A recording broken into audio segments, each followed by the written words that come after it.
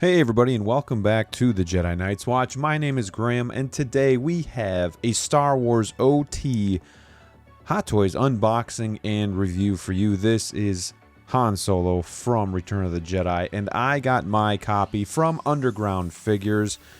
Big thanks to Ray for getting this to me quickly and safely. You can go check his website out, undergroundfigures.net, and see what he has for you. Don't forget to hit that like button, subscribe, and ring that bell so you don't miss any new content coming your way.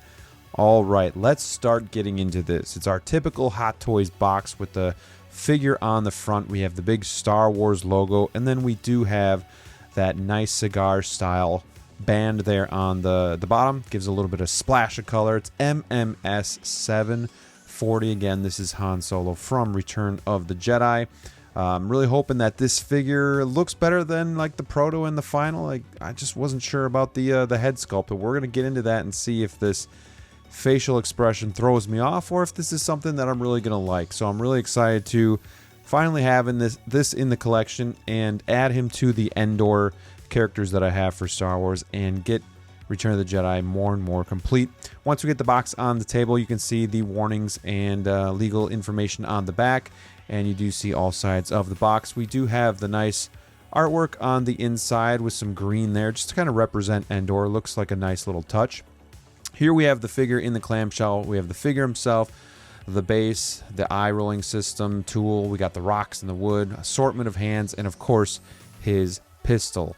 Let's get the figure out, and first impressions, I think the likeness is there, but I am very worried about how this guy's going to look in different poses. So we'll get to that in a little bit, but let's start with the base. We remove the wrapping, and we have the nice metal Han Solo. We have a round diorama piece with some ferns and some rocks and some wood. You have two areas where you can put the crotch grabber if you choose. Once we plug that in, like so, you can see it's a normal crotch grabber, but we get two stones. So if you don't want to use a crotch grabber, you can plug in the holes like this and hide that. So that's kind of cool too. And then we do get a free-floating piece of wood here, a little bit of a log, so you can just set that on the base. Unfortunately, we're going to run out a lot of real estate here, so we'll get into that later. We have an assortment of hands. We have gripping hands. We have kind of like pistol-holding hands. They all look nice, and they're a new design, so we'll get into that here in a minute. And then we have this last kind of gesturing hand. So you have nice vein work and whatnot, but the only problem is you have purple fingernails, so a little too much color there, and that kind of throws me off too. And then of course we have his pistol. It's very clean. It is going to be different from the first movie, A New Hope. All right, let's take the wrapping off the figure and get him on the turntable so we can get our first look at him on the base and in front of us. Here we go.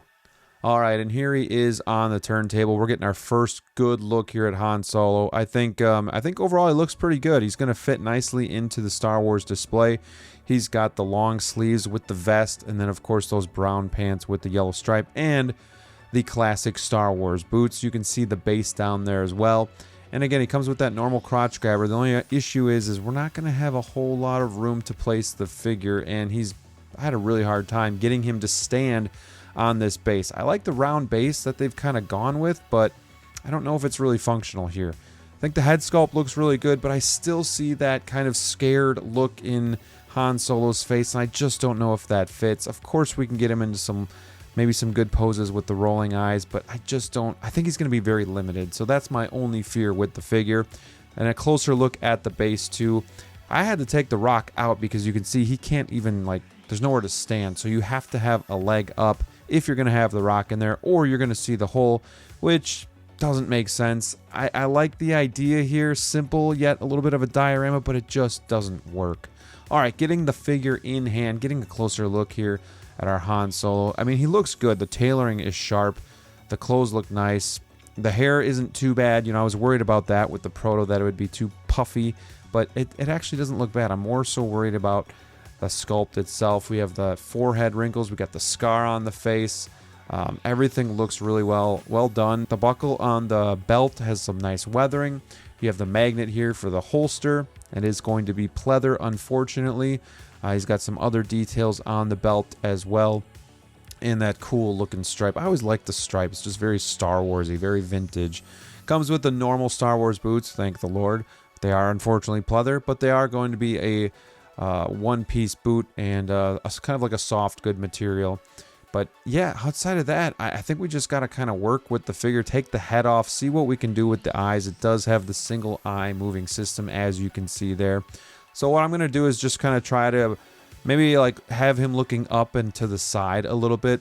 I don't want him to look scared. I want him to look more like Han Solo, like he's a badass, right? So I know we can kind of have the, when he's in the movie, he's got like the arms up like, oh, you know, but like I want to do more than that. And I think this looks pretty good here. We'll just adjust it a little bit more here on the fly.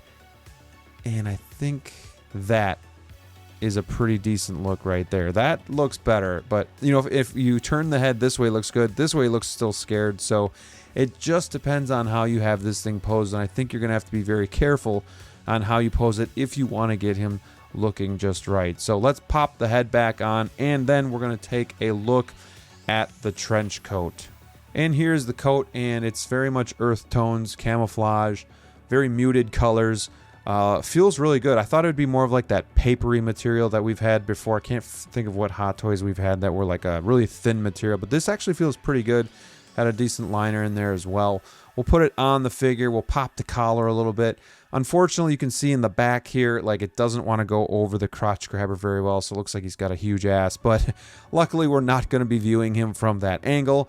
Let's get him with some other figures and do a little bit of a comparison. So here he is with the OG Han Solo. I do have the Stormtrooper one coming, but it wasn't here yet, so we can't do a little comparison with that one. But this one will work too, but you can see like definitely a lot more detail in the Return of the Jedi one.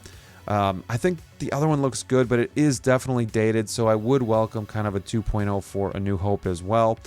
Let's get him with some Endor friends. We have Princess Leia, and again, she's going to be tiered down because that's the only other issue with this base is like he's so high up compared to everybody else, so it's a little frustrating, but it is what it is. They look good together.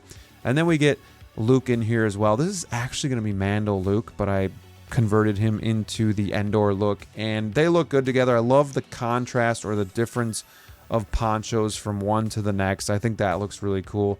And then of course you got to have them with the Scout Trooper, and we're going to show you what they all look like together here in just a minute. But first I want to get him into, I'm not going to do multiple poses because this figure is so limited for me. I'm just going to set it and kind of forget it. But some things that I really like about the figure is I think it's a really good likeness to Harrison Ford. I do think it's the best head sculpt to date. The trench coat fits really nice and it looks really good and it feels like higher end material. And then finally, my Endor set is complete, so who couldn't be happy with that? As some things that I didn't like as much, the purple fingernails do bother me a little bit, but luckily we won't see that from afar. The base doesn't work. It's not functional. There's no room to stand. I like the idea, but it's got to be thought out a little bit more. And finally, the facial expression. I think they should have went with something a little bit more neutral. He is going to be very limited in what poses look good and what poses do not. All right, let's get him into the Modu case and see what he looks like with Return of the Jedi and all of the Endor stuff. And this is really coming together. I'm pretty happy with how this all looks. I think this is an underwhelming figure, though. Like, I wasn't overly excited. There wasn't really anything new and innovative with this figure. So, kind of underwhelmed, but I think he looks good in the shelf. But there's just not going to be a whole lot that I'm going to do with him. But I'm very happy to have him in the collection nonetheless. Big thanks to Underground Figures for getting me the figure. Go check him out and make sure you subscribe to my channel. Thank you so much for watching. Let me know what you think of this figure in the comments below. And until next time, stay safe out there, and we'll see you soon.